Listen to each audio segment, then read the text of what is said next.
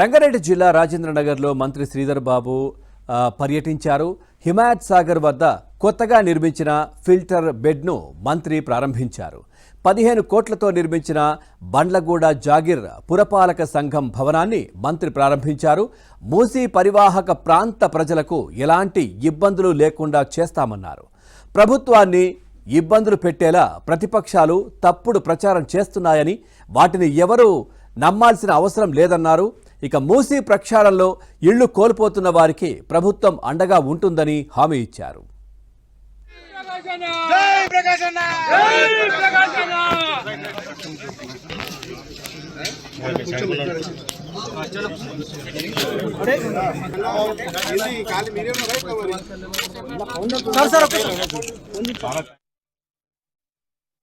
రాబోయే కాలంలో అతి త్వరలోనే మరి సన్న రకం బియ్యం ఇచ్చే కార్యక్రమం కార్యాచరణ మొదలు పెడతా ఉన్నాం.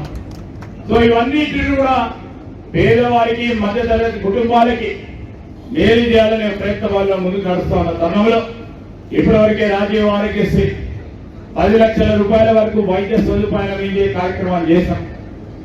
మరి అదేవిధంగా ఇక్కడ కావలసిన రోడ్ల నిర్మాణం, సిమెంట్ రోడ్ల నిర్మాణం, డ్రైన్ల నిర్మాణంతో పాటు ప్రజలకు మరి కావాల్సిన సంక్షేమ కార్యక్రమాల భాగంలో ముందుకు నడిచే భాగం చేస్తాం. అర్హత పొందిన అందించే కార్యక్రమం, ఆ సంక్షేమ కార్యక్రమం అందించే వరకు మా సంక్షేమ కార్యక్రమాన్ని ముందుకు తీసుకెళ్లే కార్యక్రమం చేస్తామని